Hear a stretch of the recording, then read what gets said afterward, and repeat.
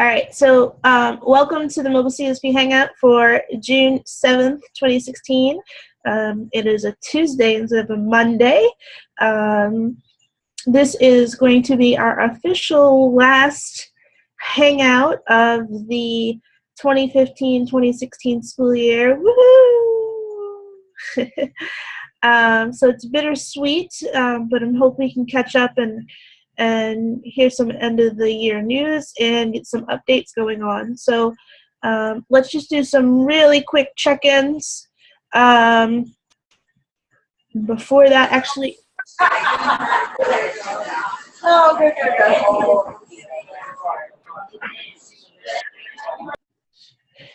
So I think I just muted that, I believe is Maureen. Maureen, just give you a heads up, this is for the teachers who are already a part of Mobile CSP and have already completed the PD. So I'm going to go down my list here, and I see Anthony listed first. So Tony, you want to go with your check-in?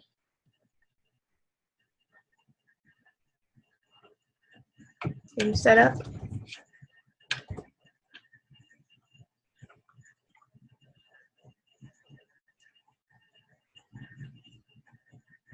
All right, I'm not hearing Tony. I'm back. Can you hear me? Yep. All right. I just stepped in from work number 2. So. All right, just give a quick update. Okay. Anthony Trust, Conard High School, West Hartford, finished the course early last week. Students are wrapping up the CREATE projects, and I'm just tracking students down for their exit survey. I think I have about 8 students to track down. But completed everything, and it was a great year. Nice. Congratulations. Thank you. Betsy, do you want to check in? Betsy Dillard, not teaching Mobile CSP this semester, taught it last semester, and I missed the get together for the end of the year stuff, but I'm checking in with my person from University of Chicago, and I should be doing it sometime later this week. So nothing. Oh, Talent High School. Hi. Hi, Betsy. Greg, I'm going to skip over you, but if you want to type in something, I will read it out. Greg does not have a camera or a mic tonight, but I am happy to read it. Mike, do you want to give a quick update?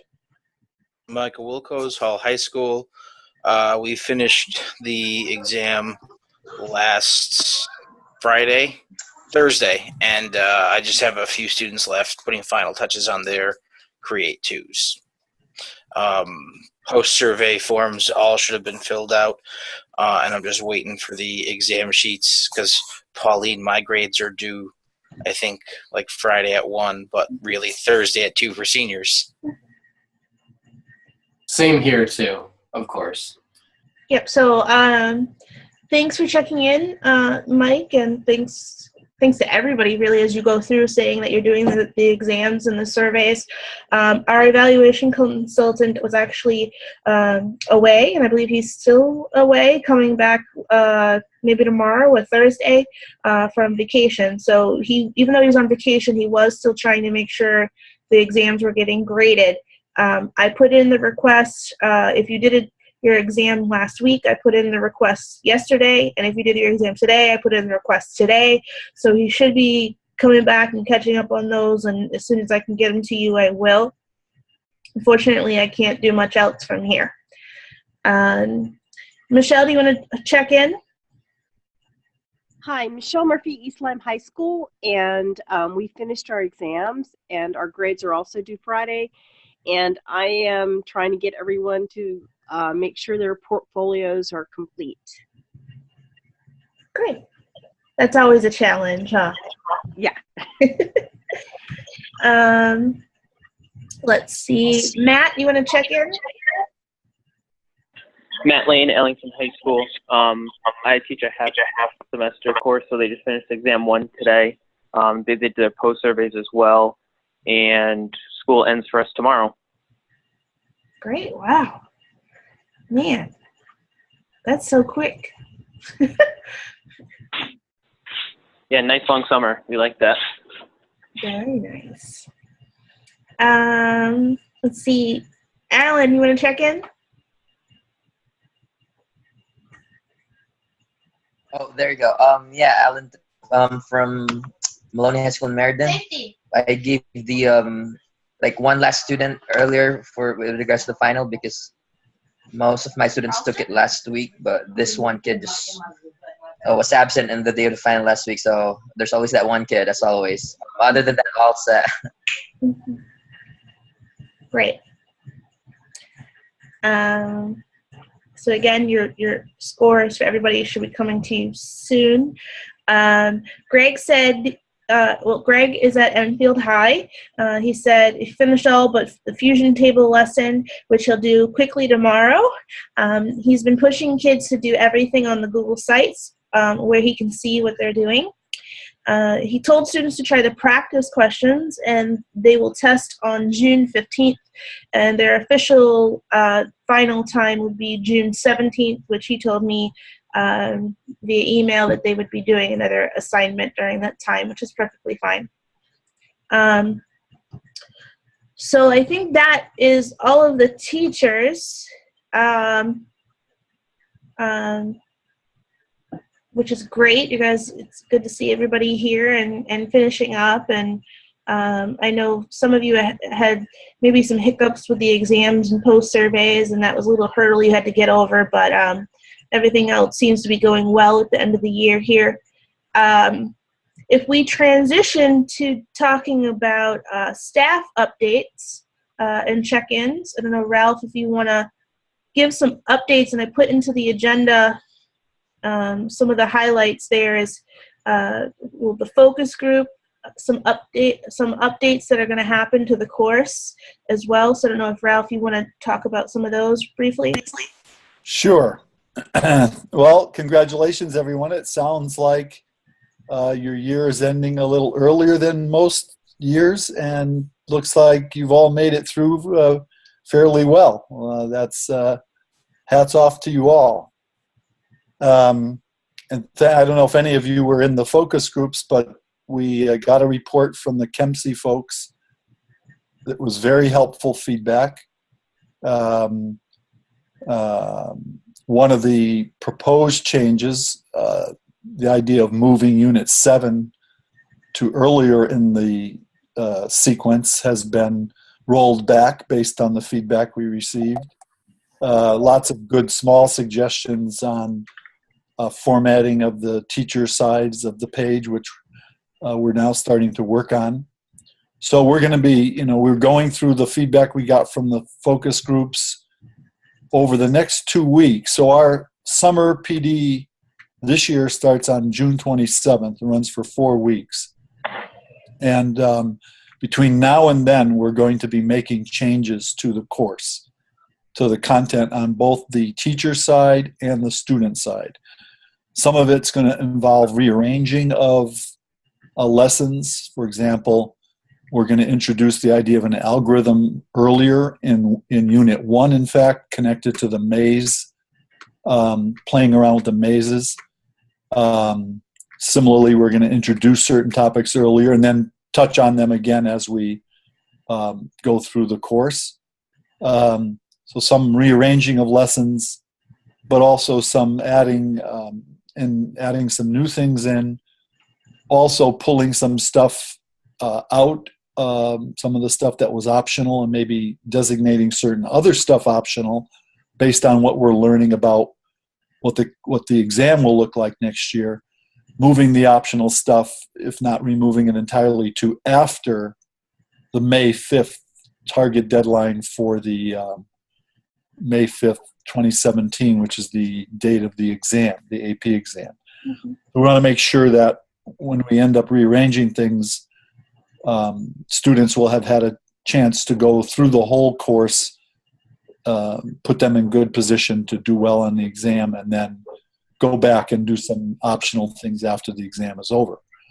Pauline and I are actually down in Texas, Austin, Texas now, at a computer science summit for Texas, and we're doing a presentation tomorrow.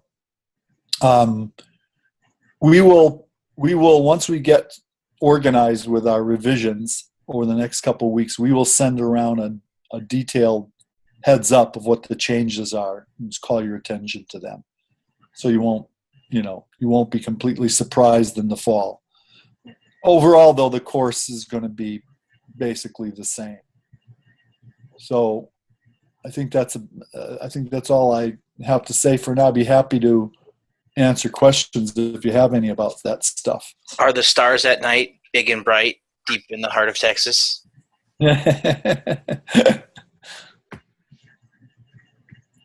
I found out what a bevo is.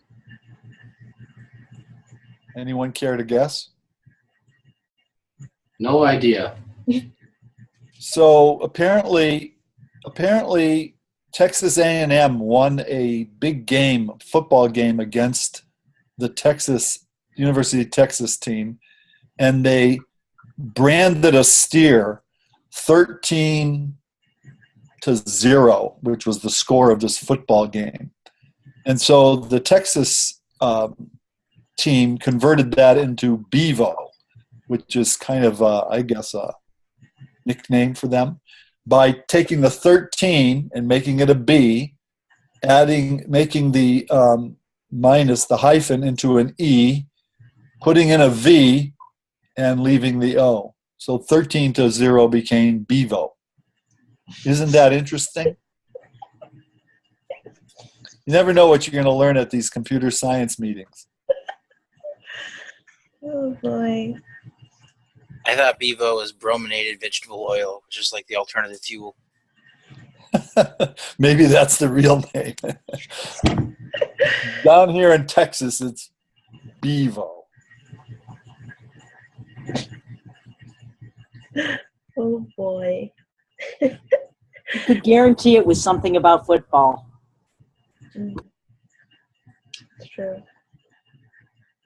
And steers. Let's see. So, Scott, do you want to give a quick check-in? Sure. I am done with the curriculum. We're going to take the final exam tomorrow. So we are looking good. I just entered in all the Create 2 scores. Just the final exam and then calculating the final grade. I did a separate little survey of my own that I sent out to my students and rating like which ones they felt were the the Create task, Explore task, app enhancements, app tutorials, drills, had them rank them in order of what they enjoyed the most, and then what they thought was the most difficult, and then what they thought was most valuable, like what they learned from it. And it was pretty interesting that the Create task they thought was the second most difficult after drills, and then they thought it was the most valuable as well. And it was up there in the enjoyable one too, because that's when they got to create it. So they gave me a lot of good feedback, and they said overall the course they enjoyed it, and they thought it was very well put together. So kudos to you guys. So thank you. Great, that's great to hear, Scott. Great. I think along that note too. I know I didn't ask for this update, but I know, Scott, you are teaching it as AP next year, and you just want to give a breakdown of what you told me the numbers and enrollments were. Oh, I had, as of this moment, I had 26 and 23 for 2 sections, and I think I was at 35% girls, I think it was, I texted you, Pauline, which was pretty good, so. Very nice. Yeah. It's very nice. Good work, Scott. Thank you. Is anybody else on the call doing AP next year, AP CSP? I am, and I believe Mike as well. That is I have. correct. There's 3 sections at Conard running. I'm teaching one of them, and it's enrolled currently with the 24, which is our max. We have a new teacher who's going to be with you guys over the summer. He'll be doing one section, and then Jackie will be doing another section. Okay. How are you looking at Hall? Just the one section so far. Don't sound so excited. Guidance like poops on me, like they do. Don't worry, Mike. They do that to me too. You start to enjoy it after a while. Yeah, no. That's inaccurate. And this is coming from a man who literally had a baby poop on him a little while ago. Builds character. It's good for you. For me, oh, go ahead. Sorry. Go ahead, Alan. Okay, yeah, for me, because like I think the last I heard, I'm expecting 12 students. When I spoke with my department chair before, we want to run two versions of the course concurrently, like in the same class even. So over the summer, I'll figure out how to modify it, because some of those students want to take it as an AP, while the others just want it as like a regular. I mean, Elective. yeah, an elective class that doesn't. It's not as rigorous as an AP. So, but it will be the same class because of our numbers. So I need to figure out the setup over the summer for that. Mm-hmm. Okay. Is anybody else planning to do AP CSP? We're doing AP CSP at East Lyme. Great.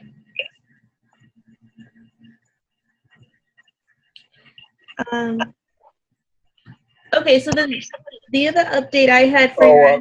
One quick update from this meeting. We were just at a talk given by the person at College Board who's heading up the CS Principles project, and they reported that the AP, AP Computer Science A exam is the fastest growing course in the College Board's whole repertoire, whole set of courses in the last few years. So all of this attention being paid to computer science is starting to pay off.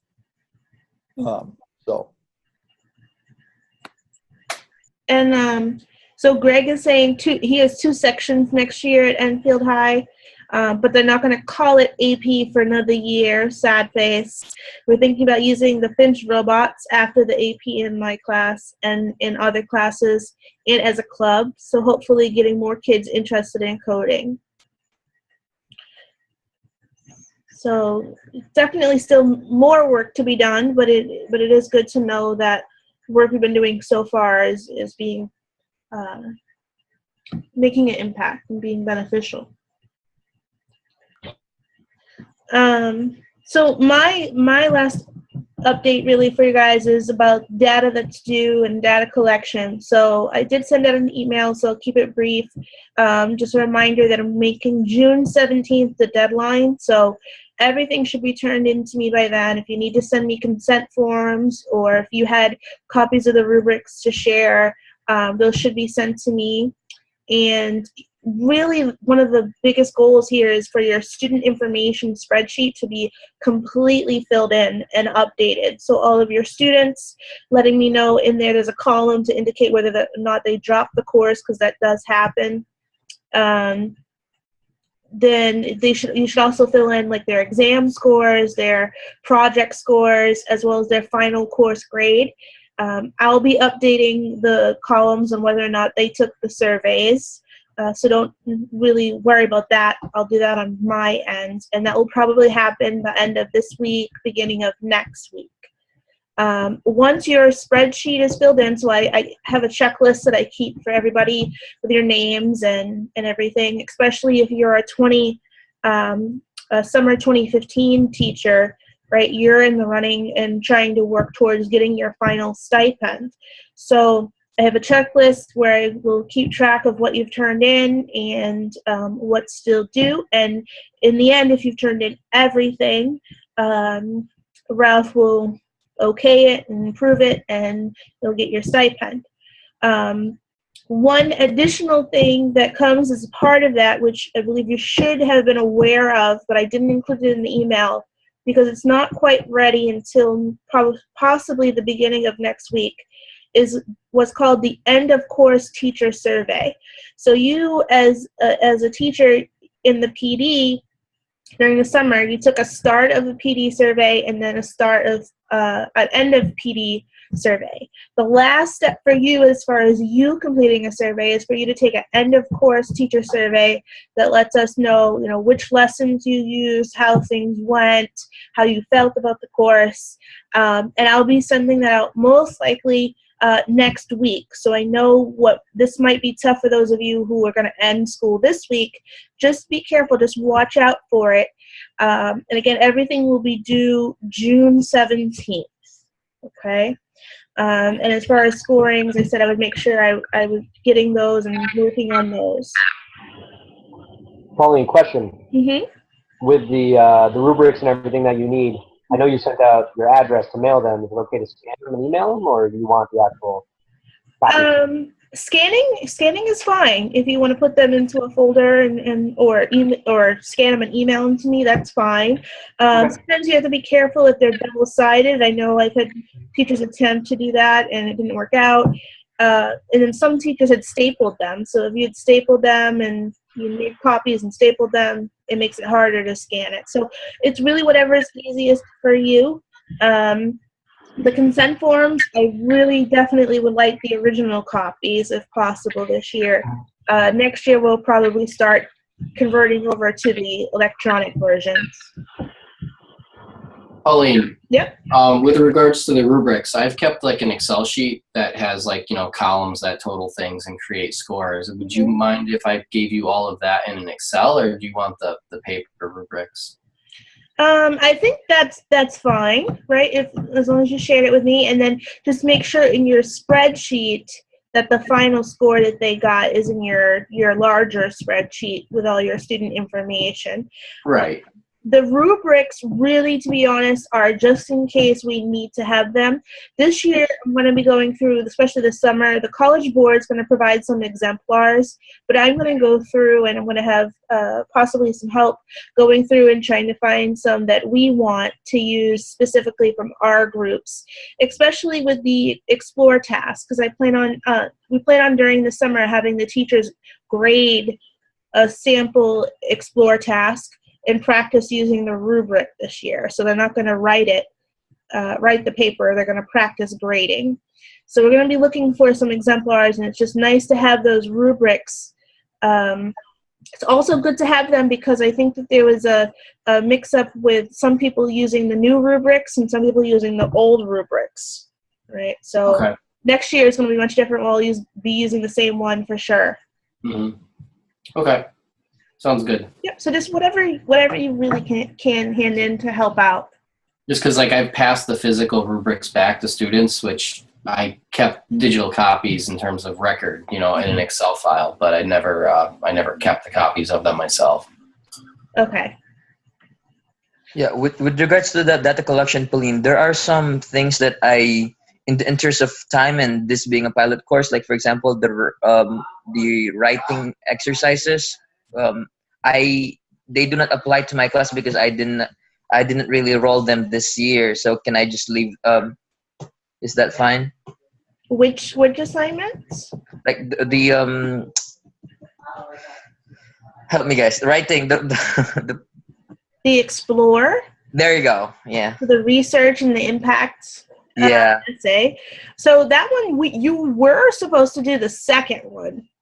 I know, but like in the with the time, I really took the time with my students to really go through like as much as we could, and I had to pick and choose in the interest of time. And this being a pilot course, I had to sacrifice something. Okay, so make sure that's indicated in your spreadsheet. Okay, I'll do that. So Greg is saying a lot of drops for him. That's fine. Greg, just make sure everything's recorded in your spreadsheet for me. There's a column that you can indicate who dropped.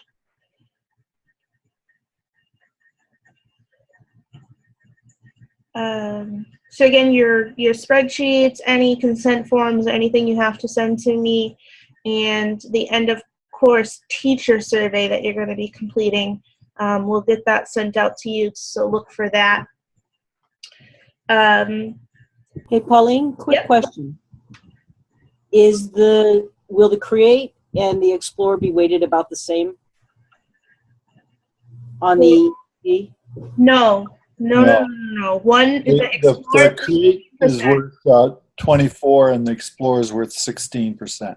Okay, but still relatively close. Yeah, well, Relatively close, and the exam is 60%. Ouch.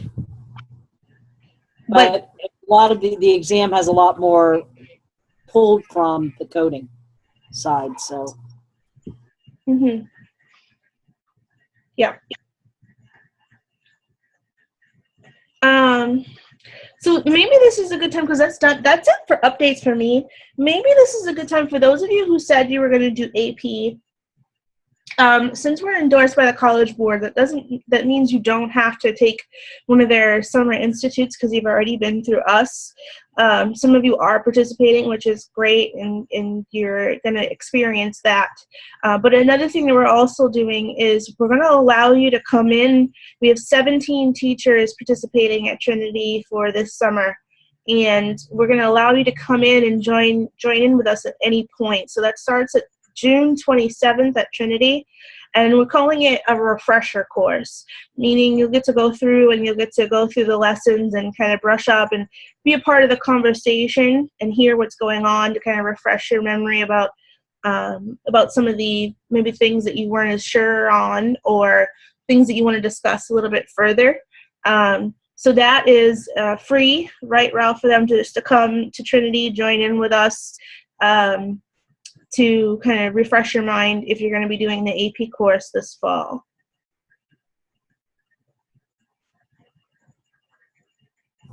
Hey, Pauline, as a mentor, can I come in as well, just to help with my guys? Because most of my students are taking the AP course, or are going to be teaching the AP course. I guess I'm not understanding. I'm not teaching the AP course next year. Right. The students that I'm mentoring this summer will be. So your stuff that you're doing, right? You're working with the online team. Right. We're doing hybrid. And So things are going to be slightly different. I understand, but we're still basically covering the same material. I would say maybe yes, but there's just keeping in mind there's things that will be different. We're separated in a way this year with online. Understood. Understood. That's why we separated you at orientation. And I thought it was just my BO. Hey. But it's more. 2013 was a long time ago. Things have changed. Mm-hmm. And I've been keeping in touch with it, obviously, because I'm still using the curriculum and everything. Right. But it never hurts to test things again. So, in other words, I'd probably be hanging in the back with Chinma more. Mm-hmm. But I still kind of sometimes, and given this summer and given what I'm going through right now with the family, I could possibly not be there, but it would be fun to hang out a little bit, especially because the Explorer project was added after we finished. Yeah, so that one, I don't believe we talk about it until the 4th week of the PD. But what I would say there is there's a difference between you wanting to come in for you to get information for yourself and kind of hang out and see what's going on versus you coming to get information to report back to your online group. Right. Okay. Like if you want to share what it looks like, but it shouldn't be that you're going to get information to report back, because that's not what the other online mentors are doing. They have their own set of instructions from Jen.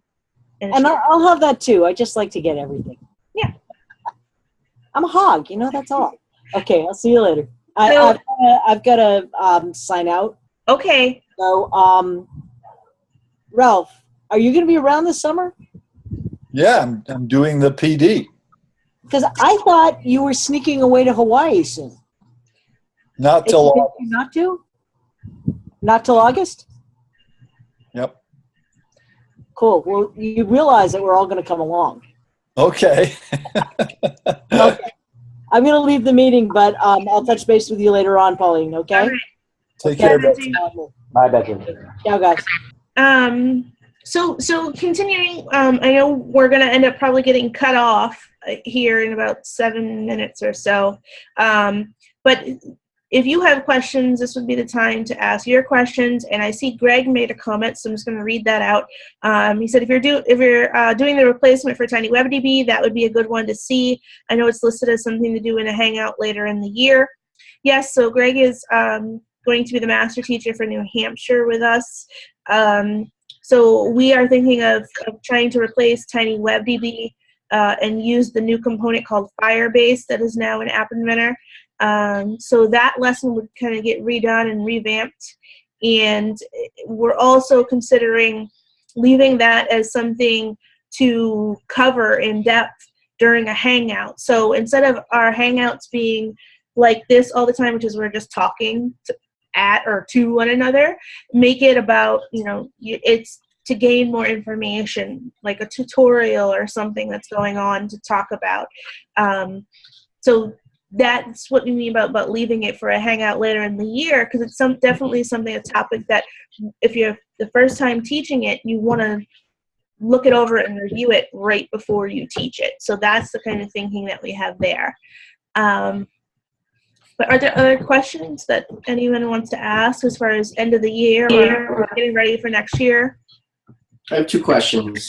One would be, are we considering using Fusion tables as a database in the future? I know I had a lot of students that did it, but it wasn't really part of the lessons. And I thought Firebase was a paid service, but unless it's switching over to a free service. I think App Inventor has a special deal with Firebase. Okay. So it'll be free for App Inventor. Yep. If you look under storage, you'll see it there. Yeah, I saw it there earlier, and then we kind of looked at it, and I think it was like a $5 a month kind of thing, or $10 for the year. It was cheap, but I didn't get that when I tried it out, because I had to try it out because I'm a first-year trainer for the Verizon Innovative App Challenge with MIT. Okay. So that was one of the things that we looked at in the beginning, instead of trying to tackle Fusion tables. And when I had looked, it did not appear to have a charge when you hooked it to App Inventor. But things change. Is it tied per account where like somebody's not going to be able to wipe it when they're done? I did not look that deep into it to know. That's the only the attraction is the Fusion tables, that they own the data, and nobody's going to wipe it or anything like that. So right. I was just curious. I think Fusion tables are definitely good in our course, as far as one of the skills that they are trying to get across in the CSP is data, looking at spreadsheets, how to answer questions when you have a big data set. And I think that's something that it's a nice tool, instead of just using the typical Excel, to teach them how to use a Fusion table with a spreadsheet, and you can make a map from it, and you can kind of visualize the data. I think that is a great aspect of it. It gets much harder to try to put the Fusion table into the app, right? And I think there are certain things in the course that we don't go as far in depth into it. No. Right. So there's lots there with Fusion tables, and they're kind of like 2 separate things in my mind, which is just the basic use of them, and then trying to put it into and use it in an app itself. Right. Okay. And then my other question is, I guess for the stipend and the checklist, is if one student doesn't finish the exit survey, is that going to spell no or yay? Okay. I was just curious. I have a couple loose cannons that I don't know if I'll be able to grapple in. So. I've learned a lot about you this year, and one thing is that you worry too much. So. Yeah, of course. I'm a pessimist, He's worried about all the drama. That's right. I gotta worry ahead of time so I know when it happens what to think. But anyway, thanks. Mm-hmm. Any other questions or comments about end of the year, next year? I have a question. Yeah, because I remember you shared something about the syllabus in the April 29th Hangout.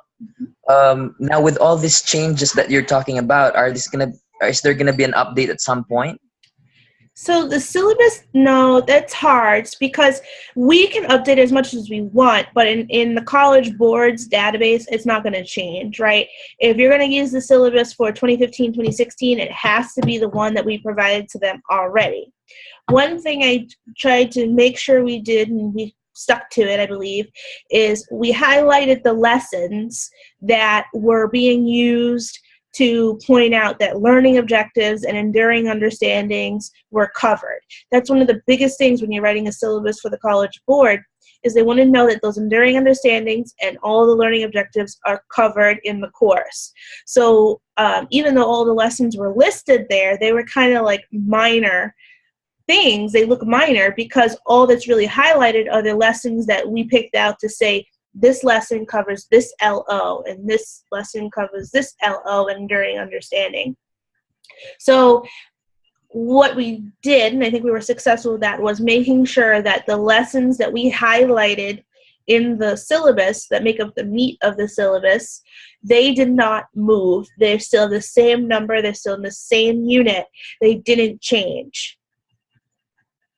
So those updates aren't really like huge as far as impacting the content of the syllabus. And the units, the names of the units are still the same, like the names of themes, those are still the same as well. So we're not going to end up doing an updated syllabus. Perhaps next year when they do it the following year, and they may ask for a new syllabus. But as far as the College Board goes, it is too much because they have to keep updating that in their system, right? Yeah. Okay, that helps. Because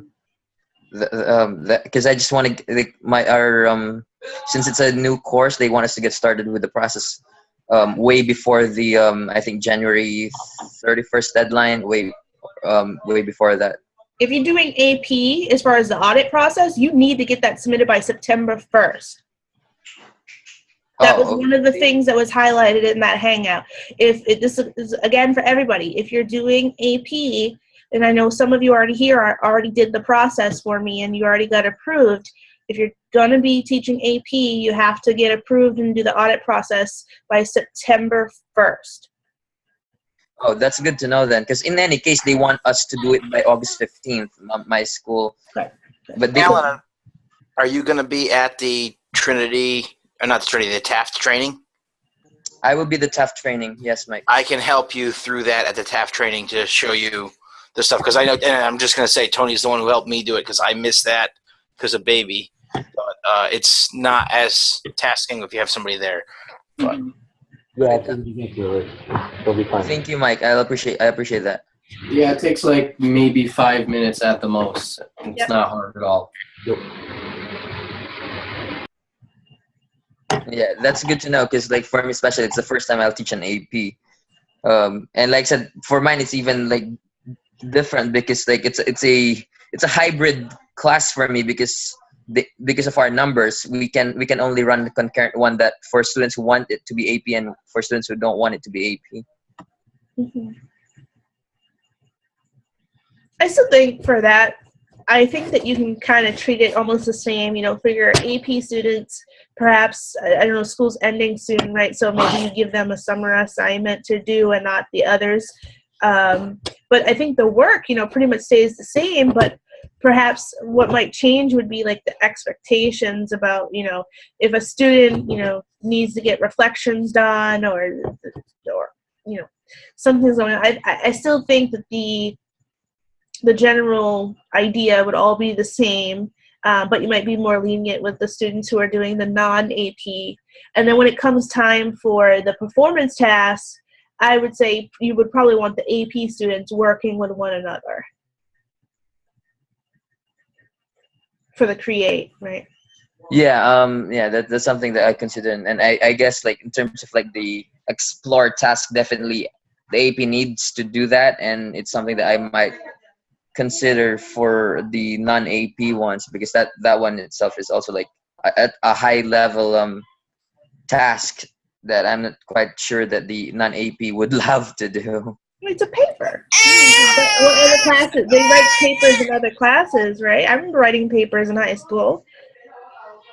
Yeah, of You might course. have to be more lenient with them as far as how you score them and how much you tell them to do, but they still need to learn how to write and do research. Oh yeah, of course I would love to have them do that, but of course like the motivation for non-AP kids is different from the motivation of AP kids. Right. They're going to be easier. The AP, you can just tell them to do it and they'll do it. I get that, but they should still have that be held to that expectation of you should learn how to do this. You might need to help them a little bit more and give them more time.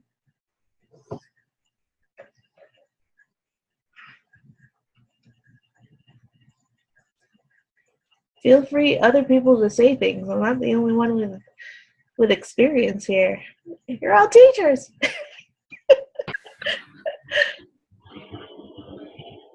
I'm a math teacher. We don't do writing.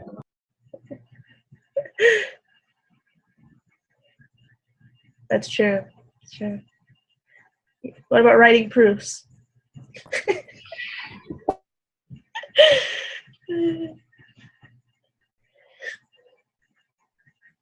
I'm not sure what Greg was saying. They could do just the written part. I'm not sure. Just the write-up and not the artifact, maybe you're saying? A number of my kids didn't do the Explore 1. I'm guessing they won't do Explore 2, which is assigned. But if they don't, I'll make it part of the final. Yeah, that's what I'm saying. Like some kids just won't do it. Like that's my concern there with non-AP kids. My Create 2 became part of the final as well. So I told them that their exam that they took online was a portion of the final exam grade, in part with the Create 2.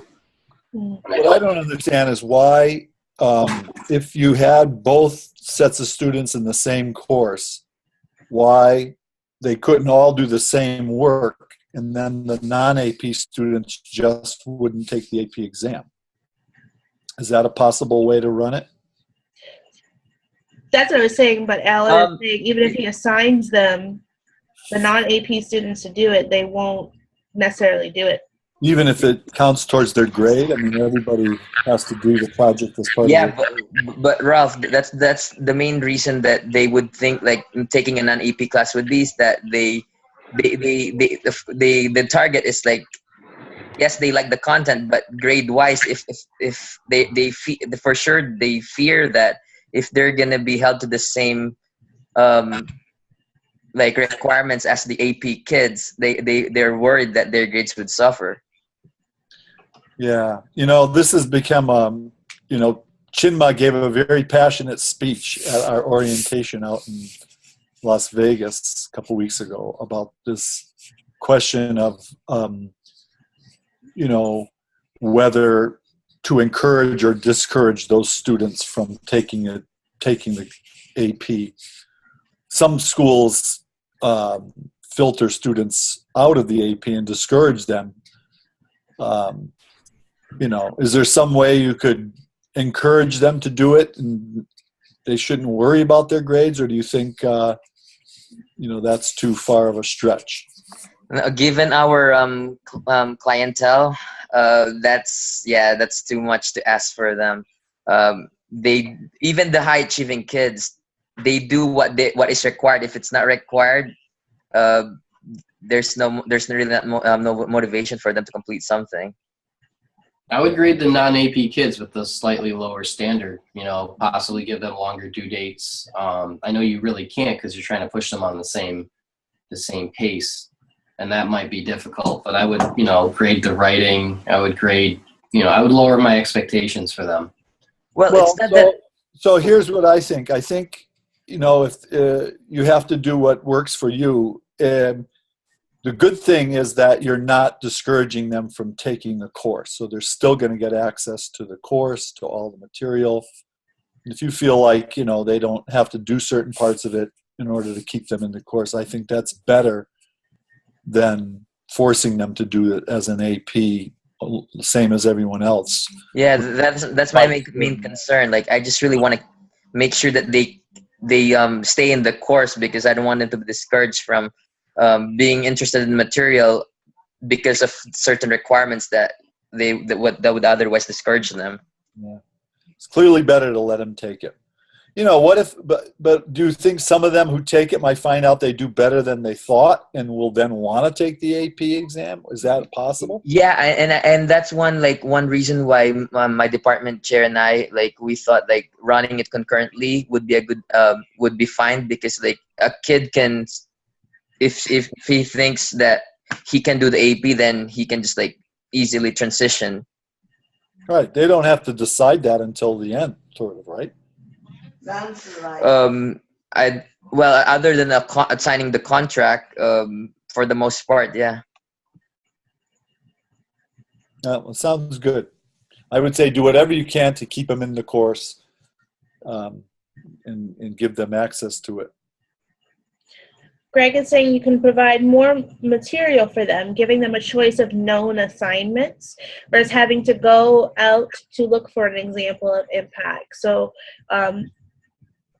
really just to reiterate that is with the AP students, you want them to pick their own assignments, right? You want them to say, pick your own topic, go out and find a topic, pick it. They should have possibly the motivation and the ability to do that.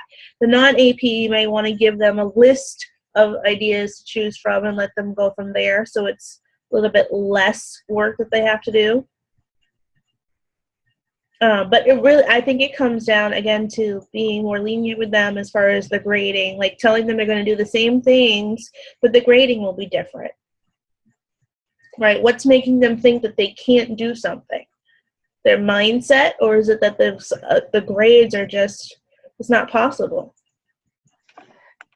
Well, just the AP tag has to the really the the kids who are not really the high achieving ones. There's a certain stigma to it that if everyone is on the AP track, the others would be definitely be discouraged, they cannot do it. So I don't want them to be discouraged if they think that what they're doing is really the high level work right away.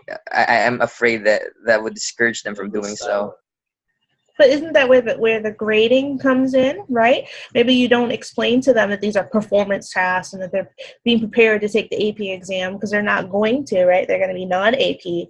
Maybe give them 2 sets of grades if they're going to do grade breakdowns, right? Have things weighted differently for the AP students versus the non-AP. Well, I'll try and see, because like I said, my biggest concern really is just the explore task, the part where they will have to write paper, because I think in terms of interest, they'll be really interested with the programming part. I'm concerned with the non-AP kids doing the writing part. I mean, it's not just the paper, just daily reflections, for example. I'm concerned about all that. By the way, next week I'm going down to grade the pilot AP CSP exam. So there's been a group of schools that have been piloting this. And one of the things I've been told is that writing ability will not be part of the grade. So I don't know how this is going to work, but keep that in mind, that we're not supposed to be grading them. We're going to get instructions on how to do this.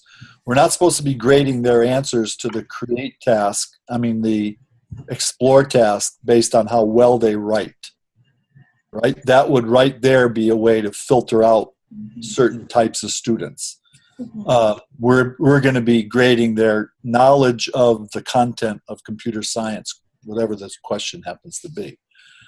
So, again, it might be, I think you want to keep them in the class, but if there's a way to present it to them saying, we're going to make the writing, the explore task optional. When we get to that during the course, if you want to do it and consider, sitting for the AP test, then you can do it. If you don't want to sit for the AP test, you can do it and it won't count as part of your grade. It'll just be an exercise for you. You can structure it that way maybe to, not discourage them from thinking they can't do it, but promote the idea that what they're being graded on is their understanding of computer science, not their writing. Yeah, I think that helps. I like that.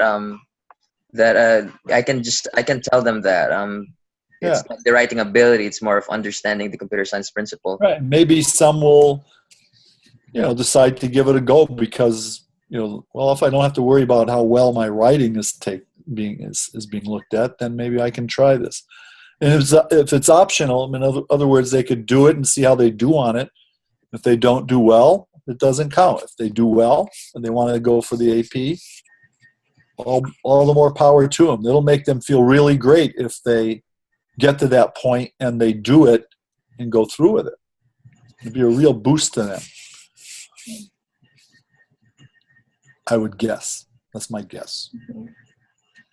But so, yeah, structuring in a way that doesn't penalize them for not doing AP, but still leaves open that option to them as they go through the course and gain confidence in their ability and their understanding.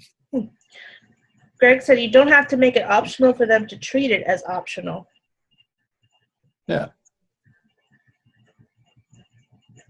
Meaning they will, anyway. Right? I think that's what he meant. That he meant it negatively. Yeah.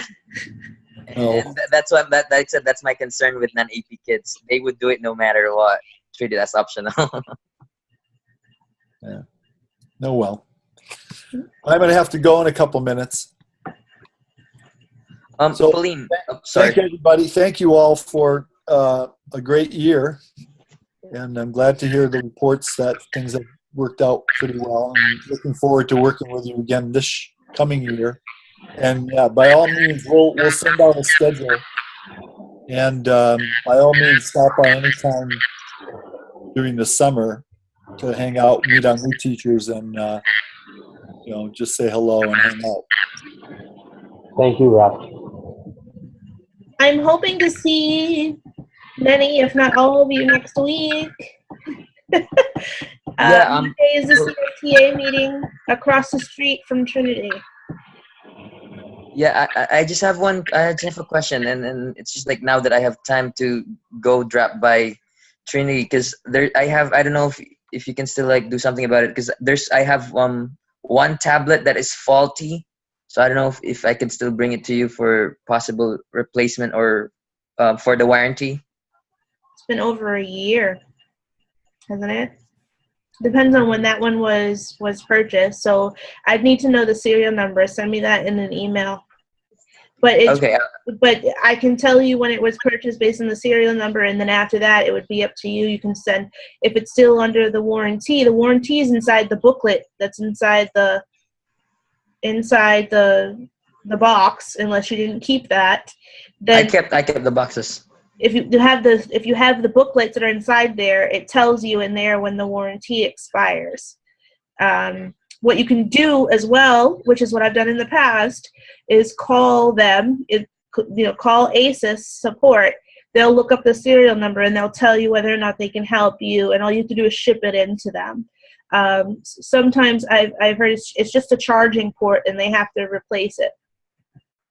Okay, I'll do that, because I mean the tablet is usable. The only thing is like you have to set it on a table so that you can see the screen. Otherwise, if you lift it up, the screen is gonna turn off. I would say it's worth it just to call them, right? If you Google ASUS customer support, they're super, super nice, and I've had to deal with sending. I think I've sent like 4 or 5 tablets back out of like 200 that we've purchased over the last few years. So they're very easy to talk to, and they're very helpful. Just let them know that it's for educational purposes is why you were using it. Okay, thank you. I'll do that then. Mm-hmm. Thank you, Pauline.